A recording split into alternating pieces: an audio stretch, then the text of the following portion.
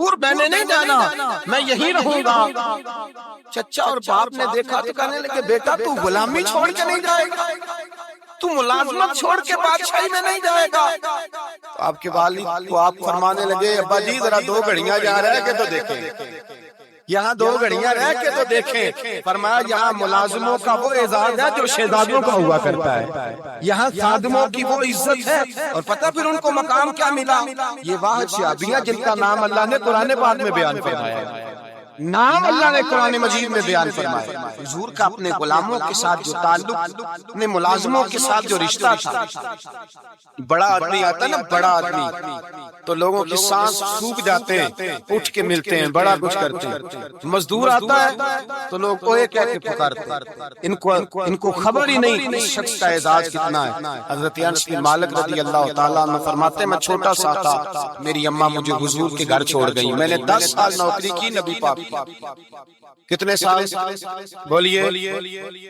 12ویں دن لوگ کہتے ہیں بس بھائی ختم ہو گیا، اب فرینکنس ہو گئی ہے، اب جو مرضی تیرے ساتھ کریں گے۔ 10 سال نوکری کی میں نے، لیکن جناب انس فرماتے ہیں نبی پاک نے کبھی مجھے اف تک بھی نہیں کہا تھا، اف تک بھی نہیں کہا تھا، اف تک۔ حضور نے بھیجا جاؤ فلاں آدمی کو بلا کر کے لاؤ۔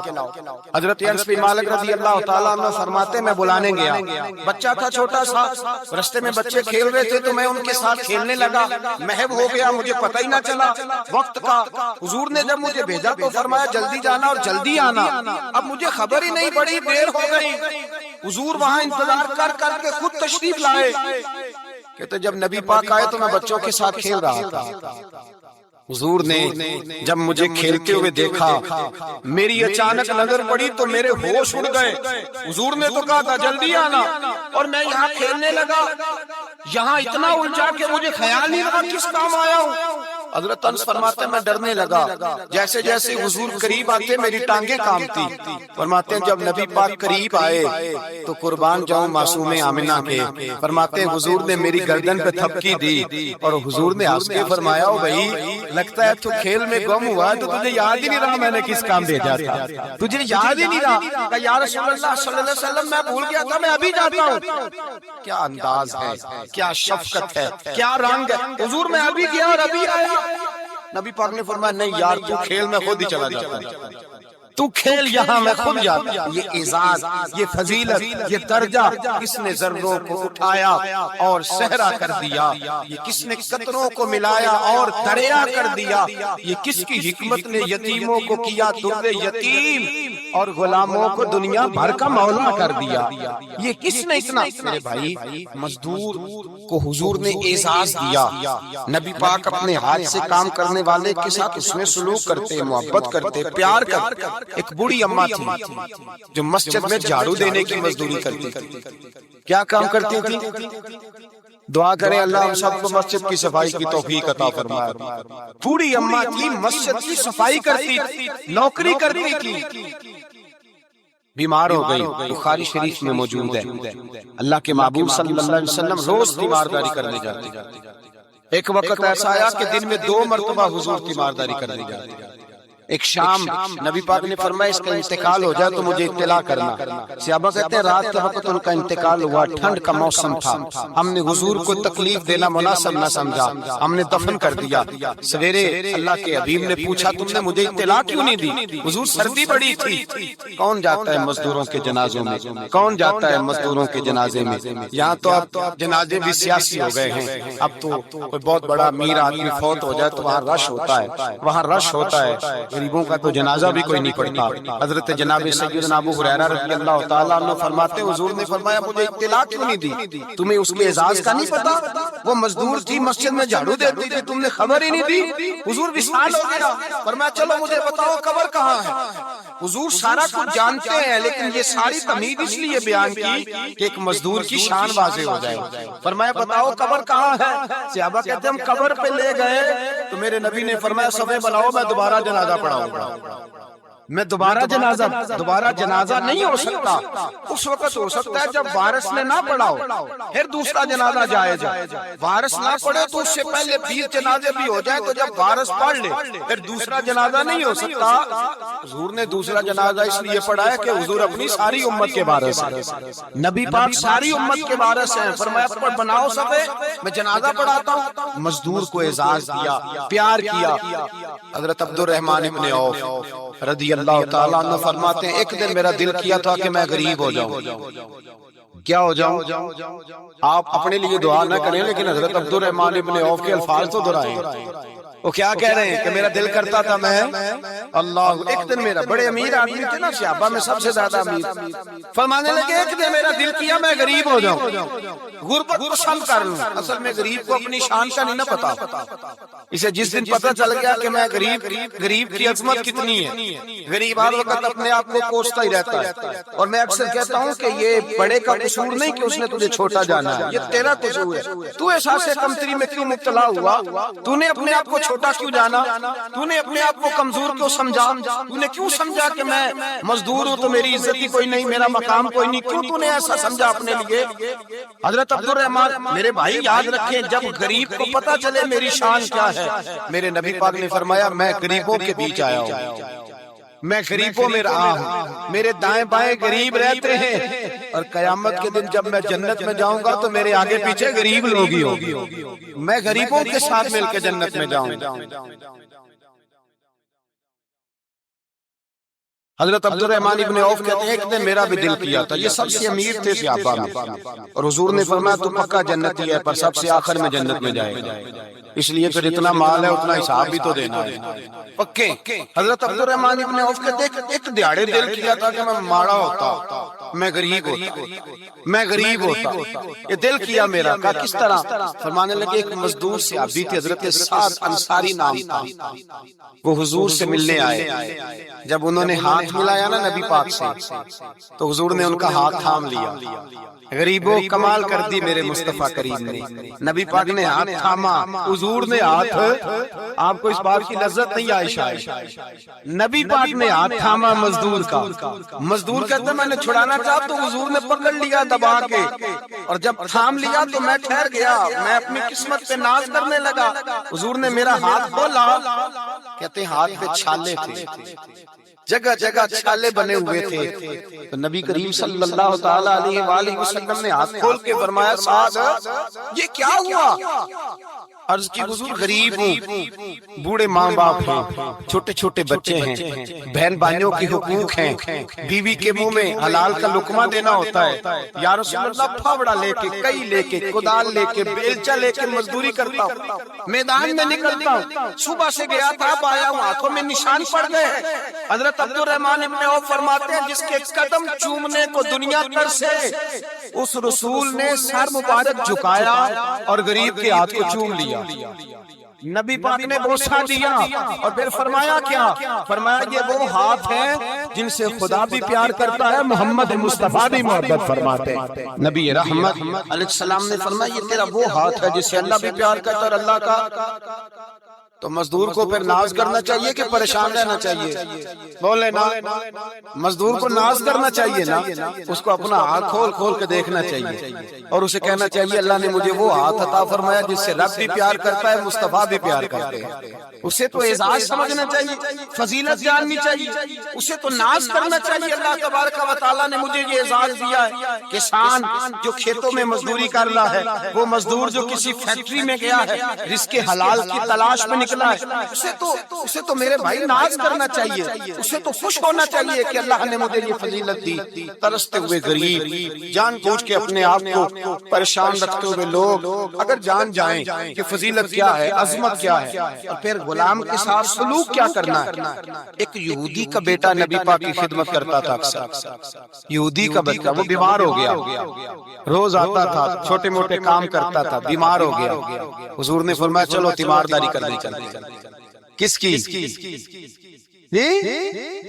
غلام کی نوکر کی، یہاں صاحب کہتے ہیں 5,000 روپیہ لے جاؤ، وہ بڑے احسان کے ساتھ 5,000 روپیہ لے جاؤ اور دے آنا، اور اسے کہنا سردی پوچھ رہے تھے تیرا کیا حال ہے، تو بات ختم ہو گئی۔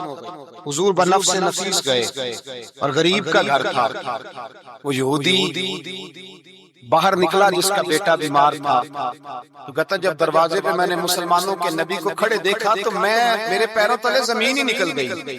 میں نے کہا حضور مجھ غریب کی کٹیا میں کیسے آئے؟ پر میں تجھے پتہ ہے نا تیرا بچہ میری نوکری کرتا تھا، یا بیمار ہو گیا میں تیمارداری کرنے آیا ہوں۔ وہ یہودی کہتا مجھے خیال یقین نہ آئے کہ میرے گھر میں حضور تو امیر حرم، میں غریب بے نوا، تو کجا من کجا، میرے گھر میں حضور۔ کہتے کہاں ہے ہمارا پیارا؟ حضور وہ لیٹا ہوا ہے۔ صحابہ کہتے ہیں نبی پاک سرانے گئے تو اس کا آخری وقت تھا، تھوڑا سا ٹائم تھا، میرے مصطفیٰ نے فرمایا تو میری نوکری کرتا تھا، آج میں تیری تیمارداری کرنے آیا ہوں۔ غلاموں سنو، جو رسول اللہ کی نوکری کرے آخری وقت آئے تو اللہ کے رسول پہنچ جایا کرتے ہیں، حضور پہنچ جایا کرتے ہیں۔ نجم کی ہے خدا آرزو ہے یہی، عاشق زار کی آبرو ہے یہی، موت کے وقت سر ان کے قدموں میں ہو، دید ہوتی رہے دم نکلتا رہے۔ حضور پہنچ جاتے ہیں، نبی پاک تشریف لائے، بیٹھے سرانے۔ حضور نے جب اپنا برف سے ٹھنڈا اور کستوری سے زیادہ خوشبو والا ہاتھ اس کے بالوں میں پھیرا، آنکھیں کھولی، حضور نے فرمایا چل کلمہ پڑھ جا، چل میرا کلمہ پڑھ جا۔ ساری دنیا در رسول پہ آ کے کلمہ پڑھے اور حضور اسے کلمہ پڑھانے گھر تشریف لے گئے۔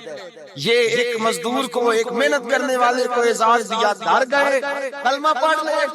اس نے اپنے والد کی طرف دیکھا اور والدہ کی طرف دیکھا، ماں باپ یہودی ہیں، رونے لگے، کہنے لگے بیٹا یہ ہم سے زیادہ بڑھ کر تیرے حق میں خیر خواہ ہے، جیسے کہتے ہیں کر لے۔ اس نے کلمہ پڑھا اور حضور کی گود میں لوٹ پوٹ ہونے لگا، کلمہ پڑھا، روح پرواز کر گئی۔ شارحین کہتے ہیں جب نبی پاک وہاں سے نکلے تو حضور نے فرمایا اٹھاؤ اس کی میت کو۔ ماں باپ کہنے لگے کہاں لے جانا ہے؟ فرمایا ہم اپنے طریقے کے مطابق غسل کفن کریں گے، اس لیے کہ جو کلمہ پڑھ جائے پھر وہ میرا ہو جایا کرتا ہے، میرا ہو جایا کرتا ہے۔ بھائی یاد رکھیے، مزدور کو حضرت ربیعہ بن کعب فرماتے ہیں میں حضور کو وضو کراتا تھا، رات کا وضو میری ذمہ داری تھی، صرف ایک وضو رات۔ ہمارے ہاں تو 25 سال مزدور مزدوری کر کے چلا جاتا ہے، پر وہ مزدور ہی رہتا ہے، وہ مزدور ہے، اس کا کوئی اعزاز نہیں، کوئی اس کے لیے بو کہتے ہیں اب بابا جی آپ کو کھانسی زیادہ آتی ہے اپنے بیٹے کو لگا دیں، کسی اور کی ڈیوٹی لگا دیں، باپ کام نہیں کر سکتے۔ 25 سال نوکری کی، ملا کیا؟ حضرت ربیعہ کہتے ہیں میں وضو کراتا تھا رات، میرے نبی پاک نے فرمایا شادی کیوں نہیں کرتا؟ تو میں نے کہا یا رسول اللہ نہ میرے پاس حسن ہے، نہ پیسے ہیں، نہ کوئی کاروبار ہے، مجھے کون رشتہ دے گا؟ میرا روپ بھی نہیں تے میرا رنگ بھی نہیں، میں نے یار مناؤن دا ٹانگ بھی نہیں، کون مجھے رشتہ دے گا؟ کہتے حضور خاموش ہو گئے۔ دوسرا دن آیا تو میں وضو کرانے پہنچا تو نبی پاک نے فرمایا شادی کیوں نہیں کرتا؟ کہتے میں نے کہا حضور کون رشتہ دے گا؟ وہی 3 باتیں دہرائیں، نہ پیسے ہیں، نہ حسن ہے، نہ کوئی کاروبار ہے، نہ مکان ہے۔ فرمایا حضور نے تیسرے دن پھر کہا، جب دوسرا دن ہوا نا حضور نے کہا، حضور خاموش ہوئے میرے جواب پر۔ میں نے کہا یار اتنا بیوقوف ہوں، حضور روز پوچھتے ہیں اور میں جواب ہی نہیں دیتا۔ کہتے تیسرے دن میں نے ارادہ کیا آج نبی پاک پوچھیں گے تو میں کہوں گا حضور جیسے دل کرتا ویسے ہی کرا دیں۔ کہتے ہیں تیسرے دن میں گیا، سارا وضو کرا لیا پر نبی پاک نے پوچھا ہی نہیں۔ میں ارادہ کر کے گیا تھا کہ آج پوچھیں گے تو بتا دوں گا، حضور نے پوچھا ہی نہیں۔ فرماتے ہیں وضو مکمل ہو گیا، میں دروازے تک چلا گیا تو مصطفیٰ نے آواز دی، فرمایا واپس پلٹنا، میں پلٹا تو حضور نے فرمایا تو شادی کیوں نہیں کرتا؟ کہتے ہیں میں کھل کے مسکرایا، میں نے کہا محبوب تیرے کرم پہ قربان جاؤں، کیا انداز محبت ہے، حضور مہربانی کریں کرا دے۔ فرمایا فلاں سردار کے پاس جا، ایک وضو کراتے ہیں اور اعزاز حضور نے کتنا دیا، جا سردار کے پاس اور اسے جا کے کہہ کہ اللہ کے رسول فرماتے اپنی بیٹی کا نکاح تیرے ساتھ کر دے۔ فرماتے میں گیا، ماں باپ کو بڑی فکر ہوتی ہے بیٹیوں کی، وہ کہنے لگا میں شام کو خود نبی پاک کی بارگاہ میں آؤں گا۔ کہتے میں باہر نکلنے لگا تو وہ بچی پردے کی اوٹ سے بولی، کہنے لگی غلام ٹھہر جا، ابا جی آپ کو میری فکر ہے، اماں جی میری فکر ہے، میری فکر نہ کریں اور یہ نہ دیکھیں آیا کون ہے، یہ دیکھیں بھیجا کس نے ہے۔ آپ مجھے حوالے کریں نبی پاک، حضور کے حوالے کریں، اللہ رسول مجھے کبھی ضائع نہیں کریں گے۔ حضرت ربیہ کہتے ہیں حضور نے میری شادی کا بندوبست کیا۔ حضرت بریدہ اسلمی سے کہا کہ تو اس کے لیے کھجور کی گٹھلی کے برابر سونا لا۔ حضرت حارثہ بن نعمان سے کہا تو اس کے لیے ایک کمرے کا حجرے کا بندوبست کر۔ حضرت عثمان غنی سے کہا تو نے ولیمہ کرانا اس کا۔ فرمایا میں تو تھوڑی نوکری کرتا تھا، مصطفیٰ نے ساری زندگی کا بندوبست فرما دیا۔ یہ مزدور کے ساتھ حضور کا انداز۔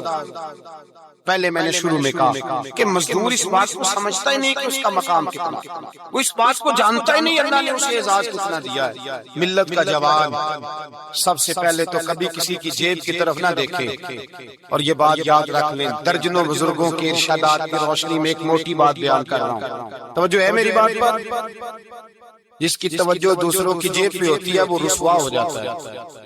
کاہل لوگ جو زندگی میں صرف ہاتھ پھیلانے کے عادی ہوتے ہیں، ان کے دامن میں سوائے رسوائی کے کچھ نہیں آتا، ان کے حصے میں سوائے بدنامی کے کچھ نہیں آتا۔ اور جو اپنی بازو کی قوت کے زور پر، اقبال کہتے ہیں اپنی دنیا آپ پیدا کر اگر زندوں میں ہے، سر آدم ہے ضمیر کن فکاں ہے زندگی، اپنے لیے خود جینا سیکھے، ملت کے لیے کچھ کرنا سیکھے۔ معاشرے کے اندر اس سے ادھار پکڑ کے اس کو دے دیا، تو اس سے پکڑ کے اس کو دے دیا، 2 دن اس کے پاس چلے گئے لینے تو 4 دن اس کے پاس چلے گئے، کبھی کو دوست باہر سے آ گیا تو اس کے پیچھے بھاگنے لگے، چاپلوسی کرنے لگے، 2-4 جوڑوں کی خاطر، ایک موبائل کی خاطر چھوڑے اس دھندے سے باہر آئے۔ میں نے کہا ایک پیشہ برا ہے، ایک پیشہ، اور وہ ہے ہاتھ پھیلانا، باقی کوئی پیشہ برا نہیں۔ 18 گھنٹے مزدوری کرو، نکلو باہر، نکلو میدان میں آؤ، جدوجہد کرو، مزدوری کرو، جب تیرا ہاتھ مزدوری تک جائے۔ اور یاد رکھو رزق حلال کھانا ہے اور رزق حلال ہی کھلانا ہے، یہ وقار ہے رزق حلال مومن کا وقار۔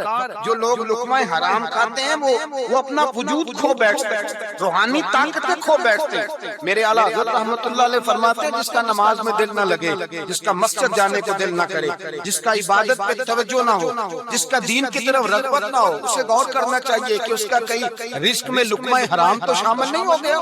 فرمایا جب لقمہ حرام شامل ہوتا ہے تو اللہ تبارک و تعالیٰ معرفت کا نور چھین لیتا ہے، پھر انسان کی زبان سے تاثیر چلی جاتی، پھر اس سے سجدوں کی جو کیفیت ہوتی ہے وہ روٹ جاتی ہے، درود و سلام کے ذائقے نصیب نہیں ہوتے۔ میرے مصطفیٰ کریم صلی اللہ علیہ وسلم گزر رہے تھے، ایک آدمی دعا مانگ رہا تھا، یا رب یا رب یا رب یا رب کہہ رہا تھا۔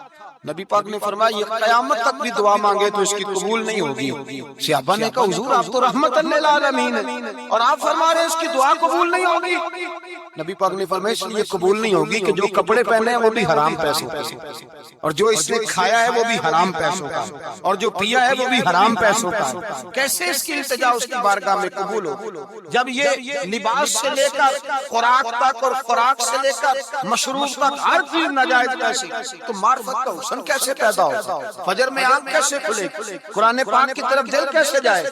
جب تیرے اندر رزق حلال جاتا ہے۔ حضرت بایزید بستامی فرماتے ہیں تو محنت کر کے حلال کی روٹی کھا، وہ تیرے وجود کے اندر جا کے نور بن جائے گی، اور ایسا نور بنے گی کہ وہ روٹی تجھے صبح خود جگا کے بیدار کرا کے اللہ کی بارگاہ میں جھکا دے گی۔ رزق حلال کا محنت کرے، جدوجہد کرے۔ حاتم طائی بہت بڑا سخی تھا۔ کسی شخص نے ایک دن حاتم طائی سے پوچھا کہ تو نے کبھی اپنے سے بھی بڑا سخی دیکھا ہے؟ کہنے لگا ہاں میں نے اپنے شہر کا ایک بابا دیکھا تو مجھ سے بھی زیادہ سخی، مجھ سے بھی زیادہ سخی، مجھ سے بھی زیادہ، مجھ سے زیادہ۔ کہنے لگے میں نے سارے شہر کی دعوت پکائی، چھوٹے بڑے امیر غریب سارے آئے، دعوت پکائی سارے شہر، سب لوگ آئے، ہر آدمی کو میں نے بلایا، علماء کو، ادیبوں کو، شاعروں کو، تاجروں کو، صنعت کاروں کو، سب کو دعوت۔ میں نے سوچا کہ ذرا دیکھوں تو صحیح پلٹ کے کوئی رہ تو نہیں گیا جو آیا نہ ہو۔ چہرے پہ میں نے نقاب ڈالا اور میں باہر نکلا، ایک ضعیف بزرگ لکڑ آ رہا، جنگل میں لکڑیاں کاٹ رہا۔ میں اس کے پاس گیا تو میں نے کہا بابا تجھے نہیں پتا آج حاتم طائی کی دعوت ہے، تو نہیں گیا؟ کہنے لگا بیٹا مجھے خبر آئی تھی، اطلاع ملی تھی، پر میں نہیں گیا۔ تو کیوں نہیں گیا؟ کہنے لگے مجھے ہاتھ کی کمائی کر کے کھانے کا چسکا لگ گیا ہے، مزہ لگ گیا ہے ہاتھ کی کمائی کھانے کا، اب مجھے دوسرے کے دسترخوان پر ذائقہ نصیب۔ ہمارے معاشرے کا تو المیہ ہے، لوگوں کو لذت ہی دوسرے کے دسترخوان پہ آتی ہے، مفت کی روٹی کا ذائقہ نصیب ہوتا ہے، مجھے اپنے ہاتھ کی کمائی کا ذائقہ لگ گیا ہے، اب میں وہاں نہیں جاتا۔ کہتے ہیں میں پلٹنے لگا تو بابے نے بلایا، کہنے لگا ادھر آ جا۔ میں گیا تو اس نے 5 آنے نکالے، کہنے لگا آتم تائی کا جو بندہ لنگر پکانے والا ہوا نا، یہ 5 آنے اسے دے دینا، آتم تائی کو ضرورت نہیں میرے پیسوں، تو بڑا امیر آدمی ہے، یہ اس کو دے دینا 5 آنے لنگر والے کو، اور اس کو کہنا بڑے بڑے نیک لوگ آئے ہیں دعوت میں، 5 آنے میرے بھی شامل کرنا، اور میرے ہاتھ کی کمائی چلو میری بھی روٹی کوئی کھا لے گا، کوئی اچھا آدمی میرے حصے کے میرے دیے ہوئے پیسوں سے لقمہ کھا لے گا تو اجر مل جائے گا۔ آتم تائی کہتے میں نے کھینچ کے نقاب اتارا اور بابے کو کہا یار سینے سے لگ جا، میں تو مالدار ہو کے سخی ہوں، تو غریب ہو کے بڑا سخی ہے، تو غریب ہو کے بڑا سخی ہے، تیرے اندر اتنی خودداری عزت نفس۔ میرے بھائی جس کا ہاتھ پھیلا ہوا ہے اس کا سمٹے گا نہیں، جس کا ہاتھ پھیلا ہوا ہے اس کا سمٹے گا نہیں۔ جس آدمی نے، میرے نبی پاک صلی اللہ علیہ وسلم نے فرمایا جس نے اپنی ذات پر سوال کا دروازہ کھول لیا اس نے اپنے اوپر فقر کا دروازہ کھول لیا، سوال کا مجھے دے دو مجھے دو۔ اسلام ایک پیشے کو ناپسند کرتا ہے اور وہ ہے مانگنے کا پیشہ، ہاتھ پھیلانے کا پیشہ، سوال کرنے کا پیشہ، اس کو ناپسند کیا۔ باقی تو میرے حبیب پاک سید عالم صلی اللہ علیہ وسلم نے فرمایا اگر تو محنت کر کے روزی کماتا ہے تو پھر تو معمولی آدمی نہیں، پھر تو اللہ کا محبوب بن گیا ہے، پھر تو اللہ کا، پھر تو محبوب الہی ہو گیا ہے، پھر تو اللہ تبارک و تعالیٰ تجھ سے محبت فرماتا ہے۔ اگر تو محنت کرتا ہے، مشقت کرتا ہے، آگے بڑھتا ہے، روزگار کے لیے نکلتا ہے، پھر تو اللہ کا محبوب ہے۔ نبی کریم علیہ السلام نے مزدور کو جو سب سے بڑا درجہ عطا فرمایا، سب سے بڑا مقام عطا فرمایا وہ یہ ہے، کسی صحابی نے پوچھا یا رسول اللہ صلی اللہ علیہ وسلم سب سے اچھا کھانا کون سا ہے؟ تو حضور نے فرمایا وہ کھانا جو بندہ اپنے 2 ہاتھوں سے مزدوری کر کے کھاتا ہے، وہ کھانا سب سے اچھا ہے۔ فرمایا اللہ کے نبی حضرت داؤد علیہ السلام اپنے ہاتھوں سے مزدوری کرتے ہیں، اور پھر نبی کریم سید عالم صلی اللہ علیہ وسلم نے جو دین ہمیں عطا فرمایا اس دین کو حضور نے کوئی پنڈتوں اور جوگیوں کا دین نہیں بنایا کہ تم بس غار کے اندر چلے جاؤ اللہ اللہ کرو میری طرف دیکھیے گا، یہ نہیں فرمایا کہ تم بس ٹھیک ہے آ جاؤ مسجد تسبیح پکڑ لو کوئی اور کام نہ کرو، بلکہ حکم دیا ہے کہ کسب معاش کرو، محنت کرو، جد و جہد کرو، ہاتھ ہلاؤ۔ قرآن مجید فرقان حمید نے کہا وَجَعَلْنَا اللَّيْلَ لِبَاسًا، رات تمہاری پردہ پوشی کے لیے بنائی گئی ہے، رات تمہاری پردہ پوشی کے، وَجَعَلْنَا النَّهَارَ مَعَاشًا، اور فرمایا دن تمہارے رزق کمانے کے لیے بنایا گیا، جد و جہد کے لیے۔ حضرت عیسیٰ علیہ السلام کی ایک نوجوان سے ملاقات ہوئی تو فرمایا تو کیا کرتا ہے؟ کہنے لگا میں عبادت کرتا ہوں۔ تو فرمایا کھاتا کہاں سے؟ کہنے لگا میرا بھائی کمائی کرتا ہے تو وہ مجھے اس میں سے حصہ دیتا ہے۔ تو آپ فرمانے لگے پھر تو عبادت گزار نہیں، تیرا وہ بھائی تجھ سے زیادہ عبادت گزار ہے، جو تیرے لیے یہ بندوبست کرتا ہے، جو تجھے یہ جد و جہد کر کے دیتا ہے، وہ تیرے لیے۔ حضرت عمر فاروق رضی اللہ تعالیٰ عنہ نے اپنے دور خلافت میں شوق دلایا محنت کرنے کا شوق۔ ہمارے معاشرے کے اندر لوگ دوسرے کی کمائی پر وقت گزارنا چاہتے ہیں، دوسرے کے مال پر نظر رکھتے ہیں، مجھے کچھ سسرال سے مل جائے، کچھ مجھے رشتہ داروں سے مل جائے، کچھ مجھے دوست احباب سے مل جائے، کچھ مجھے باقی جگہوں سے مل جائے۔ لوگ مختلف جگہوں پہ نظر رکھتے ہیں اور مختلف ہیلوں اور بہانوں کے ساتھ دوسرے کا مال ہڑپ کرنے کی کوشش کرتے ہیں۔ میرے حبیب کریم علیہ السلام نے توجہ دلائی صحابہ کو، مزاج عطا فرمایا۔ نبی پاک صلی اللہ تعالی علیہ وآلہ وسلم نے ارشاد فرمایا، حضرت عمر کی بات کر رہا تھا پہلے اس کو مکمل کروں، جناب عمر فاروق رضی اللہ تعالیٰ عنہ نے شوق دلایا صحابہ۔ تو ایک دن آپ گزر رہے تھے تو ایک صحابی وہ درخت لگا رہے تھے، اپنے ہاتھ سے درخت لگا رہے تھے، تو حضرت عمر فاروق رضی اللہ تعالیٰ عنہ نے دیکھا تو دیکھ کر فرمانے لگے تجھے مبارک ہو، تجھے فرمایا اللہ تبارک و تعالیٰ تیری عزت بھی بڑھا دے گا اور تیری محتاجی بھی دور فرما دے گا، اس لیے کہ تو محنت کر رہا ہے، تو جد و جہد کر رہا ہے، تو اپنے ہاتھ سے کوشش کر رہا ہے، اللہ تبارک و تعالیٰ تیرا رزق بھی بڑھا دے گا اور اللہ تیری عزت میں بھی اضافہ کرے گا۔ نبی کریم علیہ السلام نے فرمایا عدل کرنے والے بادشاہ کے ساتھ جو آدمی جہاد کے لیے نکلے اس کا دین میں سب سے بڑا درجہ ہے، عدل کرنے والے حکمران کے ساتھ جو جہاد کے لیے نکلے اس کا سب سے بڑا درجہ ہے۔ فرمایا میرا وہ غلام جو صبح سے لے کر شام تک ایک دن رزق حلال کے لیے محنت کرتا ہے، فرمایا پورا سال عادل عدل کرنے والے بادشاہ کے ساتھ جہاد کرنے سے اللہ ایک دیہڑی لگانے والے مزدور کو زیادہ ثواب عطا فرمائے گا، اللہ اسے زیادہ اجر دے گا، اس لیے کہ وہ جد و جہد کر رہا ہے، وہ کوشش کر رہا ہے، میدان عمل میں نکلا ہوا۔ مزدور کو ایک تو کاہلی بڑی ہے، ہر چوتھا نوجوان جس کو ہم دیکھتے ہیں اس کو پوچھتے تو کیا کرتا ہے، کہتا کاغذ جمع کرائے ہیں باہر جانے کے لیے، تو سالوں بیت گئے، بس وہ نہ کاغذ نکلے نہ صاحب باہر گئے۔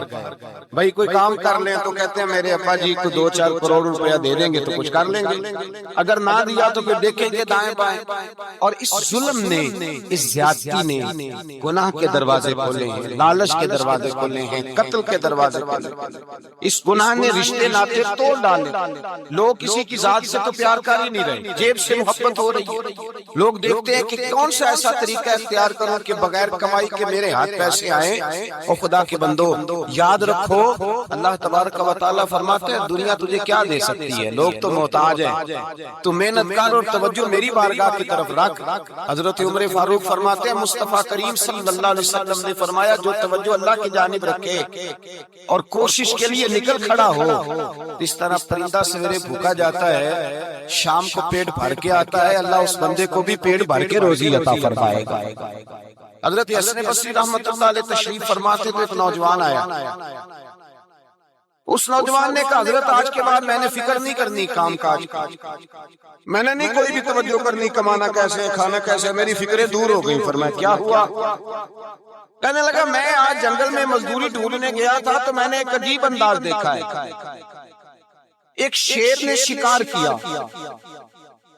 اس نے کچھ خود کھایا، کچھ اس نے بانٹا، کچھ تھوڑا سا شکار لے کے وہ گیا، پہاڑ کی چوٹی پر ایک لومڑی بیٹھی تھی، وہ لومڑی دونوں ٹانگوں سے معذور بھی تھی، آنکھوں سے اندھی بھی تھی، اس شیر نے جا کے اس کے منہ کے اندر وہ شکار ڈالا ہے اور لومڑی نے کھایا ہے۔ کہنے لگا جو رب اندھی اور لنگڑی لومڑی کو پہاڑ پر رزق دے سکتا ہے مجھے بھی دے دے گا، میں نے کوئی کام نہیں کرنا۔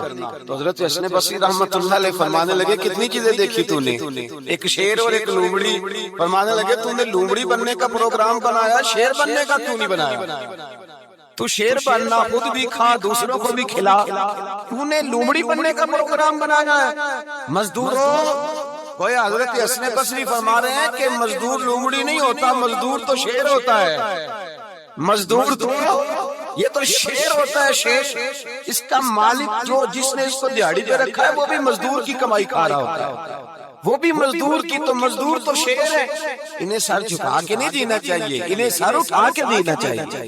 یہ تو بڑے قیمتی وجود کے لوگ ہیں جو مزدوری کرنے نکلتے ہیں، ان کے کچھ حقوق ہیں، کچھ حقوق ہمارے حکمران بھی حقوق کا تعین کرتے ہیں، کہتے ہیں 15,000 سے زیادہ، یہ جو بجٹ آیا ہے نا اس میں 15,000 سے زیادہ، کہتے ہیں مزدور کی تنخواہ 15,000 ہونی چاہیے۔ کتنی جی 15,000 سے کون سا گھر چلتا ہے؟ ویسے مولویوں کی بھی اتنی ہے، اور میرا خیال ہے کم مولویوں کی 15,000 ہے، 10 کے قریب ہی ہے، اور اس کو بھی کہتے ہیں کہ تو بڑا کھاتا ہے، ارادہ ہے عید کے بعد تجھے چھٹی کرا دی جائے، بڑے خرچے ہیں تیرے مولوی۔ 15,000 روپیہ تنخواہ مزدور کی گزارا ہوتا ہے؟ آؤ میں تمہیں وہ اس بارگاہ پہ لے جاؤں جس نے سب کو شانیں عطا فرمائی، حضرت ابوبکر صدیق رضی اللہ تعالیٰ عنہ خلیفۃ المسلمین بنے، خلیفہ بنے تو سویرے اس رات خلیفہ بنے، سویرے سر پہ ٹوکری رکھی منڈی کی طرف جا رہے ہیں۔ حضرت عمر فاروق رضی اللہ تعالیٰ عنہ مولا علی شیر خدا کو کسی نے بتایا کہ وہ تمہارا خلیفہ تو جا رہا ہے مزدوری کرنے، وہ تو جا رہا ہے کمائی کرنے۔ حضرت علی شیر خدا مولا کائنات جناب فاروق اعظم دونوں نے رستے میں روکا کہ ابوبکر کہاں جا رہے ہو؟ فرمانے لگے کام کرنے جا رہا ہوں، مزدوری کروں گا، منڈی میں جاؤں گا، تجارت کرتا تھا اس کو جاری رکھوں گا، بچوں کا پیٹ بھی تو پالنا۔ اب تمہاری حکومت کے پیچھے بچے تو نہیں نا بھوکے مروا لے، میں نے کچھ کرنا تو ہے۔ حضرت عمر کہنے لگے چلا آ کے بیٹھ، ہم صحابہ کو اکٹھا کرتے ہیں اور مال غنیمت سے تیرا وظیفہ لگاتے ہیں، آپ کو وظیفہ ملے گا مانا، تو آپ بیٹھ کر کے مسجد میں تو ڈیوٹی کریں۔ بیٹھ گئے، مشاورت ہوئی تو حضرت ابوبکر صدیق رضی اللہ تعالیٰ عنہ پوچھنے لگے جناب بتلائیے آپ کا کتنا وظیفہ لگایا جائے؟ تو حضرت ابوبکر صدیق فرمانے لگے اتنا لگا دو جتنے ایک مزدور کی تنخواہ ہوتی ہے۔ تو ایک صحابی بول کے بڑے میٹھے اور دھیمے لہجے میں کہنے لگے ابوبکر اگر تیرا گزارا نہ ہوا تو، اگر تیرا گزارا نہ ہوا تو ابوبکر صدیق فرمانے لگے اگر میرا گزارا نہ ہوا تو میں مزدوروں کی تنخواہوں میں اضافہ کر دوں گا، اگر مزدوروں کے گھر جلنے لگیں گے تو میرا بھی چلے گا، میں ان کی تنخواہیں بڑھاؤں گا صرف اپنی۔ تو مزدور کے حقوق کا تعین کیا، سب سے پہلے تو میرے نبی پاک علیہ السلام نے منع فرمایا، فرمایا جس کو مزدوری پر رکھو پہلے اس کے ساتھ اجرت طے کرو۔ حضور صلی اللہ علیہ وسلم نے فرمایا جب تک اجرت واضح نہ ہو جاؤ کسی کو کام پر، جب تک اجرت واضح نہ ہو جائے، مکمل نہ ہو جائے کہ کیا دینا ہے طے کریں، کیا لوگے جو جناب دے دیں گے لے لوں گا، شریعت اس کو پسند نہیں کرتی، محبوب نہیں رکھتی۔ پہلے اس کے ساتھ پہلا حق مزدور کو یہ دیا کہ اس کی اجرت پہلے، بولیے اجرت پہلے اجرت طے ہوگی، یہ پہلا حق ہے۔ اور مزدور کا دوسرا حق کیا بیان کیا میرے نبی پاک نے؟ فرمایا جب، اور یہ ایسی اعلیٰ بات ہے کہ جتنے حقوق لکھنے والے ہیں نا، جتنے بین الاقوامی سطح پر انسانی حقوق کا چارٹر بنانے والے ہیں، وہ کہتے ہیں کہ یہ ایسا نقطہ حضور نے بیان کر دیا ہے کہ اس سے آگے کو بڑھ ہی نہیں سکتا، یہ ایسی بات ہے کہ جس کی شرح بھی کوئی نہیں کر سکتا۔ میرے حبیب کریم علیہ السلام نے فرمایا پہلے طے کرو، اور کیا خوبصورت لفظ ہے، قانون بنا دیا۔ فرمایا جب مزدور مزدوری کر لے تو اس کا پسینہ خشک ہونے سے پہلے اسے ادا کر دے، اس کا پسینہ خشک ہونے سے پہلے اسے اس کی مزدوری دے دو۔ بیچارے نے محنت کی ہے اپنے گھر جائے، یہ نہیں کہ اس نے مزدوری کیا تو تم نے کہا نہیں ادھر سے پین صحیح نہیں ہوا، یہ تو لے جا 2000 اور پھر میں تیرا حساب کروں گا، ابھی ذرا میں چیک کرا لوں 2-4 لوگوں کو بلا کر کے، وہ فلاں جگہ سے نا ایک کونا خالی رہ گیا۔ اللہ سے ڈرنا چاہیے، اللہ سے ڈرنا چاہیے۔ اگر اللہ تبارک و تعالیٰ نے 2-1 آدمیوں کو ملازم آپ کا بنا دیا ہے تو پھر خیال ہونا چاہیے۔ ایک صحابی اپنے خادم غلام کو مار رہے تھے تو میرے نبی پاک تشریف لائے، فرمایا کیوں اسے مار رہا ہے؟ حضور غلطیاں بڑی کرتا ہے۔ نبی پاک نے فرمایا جتنا تجھے اس پر اختیار ہے نا اس سے کہیں بڑھ کر میرے رب کو تیرے اوپر بڑا اختیار ہے۔ کہ حضور یہ بڑی غلطی کرتا ہے میں آخر کتنا معاف کروں؟ تو حضور نے فرمایا اتنا معاف کر جتنا میرا رب تجھے معاف فرماتا ہے۔ پتہ ہے تیری صبح سے لے کر شام تک کتنی کوتاہیاں، درگزر کا حکم دیا، پہلا حق یہ دیا مزدوری طے کرو، دوسرا حق یہ دیا پسینہ خشک ہونے سے پہلے ادا کرو، تیسرا حق یہ دیا کہ اس سے درگزر کرو، غلطی ہو جائے تو درگزر کرو۔ تو یا رسول اللہ مزدوری کتنی دیں؟ میرے نبی پاک بخاری مسلم حضور سید عالم صلی اللہ علیہ وسلم نے فرمایا مزدور کا حق بیان کیا نبی پاک نے، اور ایک بات ارشاد فرمائی تو اس کے اندر کئی پہلو، ایک حدیث میں کئی پہلو بیان فرمائے۔ حبیب پاک نے فرمایا جیسا تم کھاتے ہو ویسا ہی اسے کھلانا۔ کوئی نہیں، آپ شاید سو رہے ہیں کچھ حضرات، جیسا خود کھاتے ہو ویسا ہی، بھئی بس ختم ہو گئی بات۔ اتنی بڑی بات کر دی سرکار نے۔ کبھی دیکھا ہے آپ نے کہ مزدور کو ایسے کھلایا جا رہا ہو جیسا مالک کھا رہے ہیں؟ حضور نے فرمایا بھائی مزدوروں کا حق یہ ہے کہ جیسا تم نے کھانا ہے ویسا اسے کھلانا ہے، اور فرمایا جیسا تم نے پہننا ہے ویسا اسے پہنانا ہے۔ اور پھر میرے حبیب کریم علیہ السلام نے ارشاد فرمایا اس کی ہمت سے بڑھ کر تم اس پر بوجھ نہیں ڈال سکتے، جتنا کام وہ کر نہیں سکتا اتنا تم اسے دے نہیں سکتے، اور فرمایا اگر اتنا کام دینا ہے جو اس کی ہمت سے زیادہ ہے تو میں اس کے مالک کو کہتا ہوں وہ بھی اٹھ کے مزدور کے ساتھ کام پہ لگ جائے، اٹھے اس کے ساتھ کام میں شریک ہو جائے۔ مزدوری کا بھی تعین فرمایا، اور پھر اس کو کام کس مقدار کا دینا ہے، مزدور کو کس قدر زیادہ اس پر بوجھ ڈالا جائے گا، یہ بھی مصطفیٰ کریم نے بیان فرمایا۔ فرمایا جو لا یکلف اللہ نفسا الا وسعها، اللہ بھی تم پر وہ بوجھ نہیں ڈالتا جو تم اٹھا نہیں سکتے، تو کسی مزدور کو تم ایسا کام نہیں بتاؤ گے۔ حضرت عثمان غنی رضی اللہ تعالیٰ عنہ ایک دن حضرت عمر فاروق سے کہنے لگے عمر بس کر دے یار، تیرے بعد بھی تو لوگوں نے خلیفہ بننا ہے، کیسے کو تیرے رستے پہ چلے گا؟ تو حضرت عثمان غنی سے جناب عمر کہنے لگے کیا ہو گیا؟ آپ فرمانے لگے کل میں دیکھ رہا تھا کہ لوگ باغ میں مزدوری کر رہے تھے اور آپ امیر المومنین ہو کے ان کا ہاتھ بٹا رہے تھے، ہاتھ بٹا رہے تھے۔ تو حضرت عمر کہنے لگے بوڑھے تھے، بیمار تھے، مزدوری کر رہے تھے تو پسینہ بہ رہا تھا، کیا ہو گیا اگر تھوڑا سا میں نے ساتھ دے دیا؟ حضرت جناب سیدنا فاروق اعظم یہ لفظ کہتے ہوئے رو پڑے۔ آپ فرمانے لگے میں کسی بادشاہ کا شہزادہ نہیں، میں بھی اسی باپ کا بیٹا ہوں جو اونٹ چرا کے گزارا کیا کرتا ہے۔ میں نے آگے بڑھ کے لوگ حیثیت بھول جاتے ہیں، حیثیت بھول جاتے ہیں۔ اللہ تبارک و تعالیٰ جب کچھ عطا کرتا ہے ان کا رویہ اپنے ماتحتوں کے ساتھ اتنا سخت اور جابرانہ آمرانہ ہو جاتا ہے، اس قدر زیادہ ان کے لب و لہجے میں کڑواہٹ آ جاتی ہے، اس قدر زیادہ ان کی طبیعتوں کے اندر سختی اور غرور بھر جاتا ہے کہ وہ احساس ہی نہیں کرتے کہ جو سامنے بیٹھا ہے وہ بڑا ایک دکھی انسان ہے اور وہ تکلیف میں ہے، وہ آزمائش میں اپنے آپ کو مبتلا سمجھ رہا ہے۔ حضرت ابو ذر غفاری رضی اللہ تعالیٰ عنہ فرماتے ہیں میں اپنے ماتحتوں کے حق میں بڑا سخت تھا، سخت تھی میری طبیعت، میرے غلاموں کی جرأت ہی نہیں تھی کہ وہ میرے سامنے گفتگو کر سکے اور ٹھہر بھی سکے۔ فرماتے ہیں جس دن میں کلمہ پڑھنا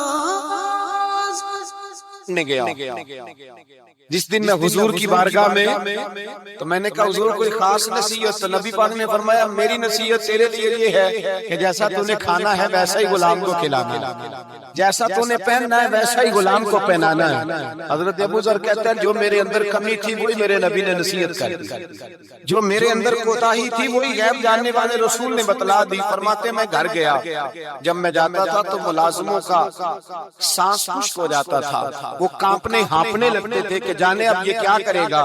حضرت ابو ذر غفاری فرماتے میں گیا، ایک شخص سے میں نے کہا کھانا پکاؤ، کھانا پکایا، دسترخوان پہ لگایا اور اپنے سارے ملازموں کو کہا آؤ یار میرے ساتھ بیٹھ کے روٹی کھاؤ، آؤ سارے میرے ساتھ بیٹھ کے کھانا کھاؤ۔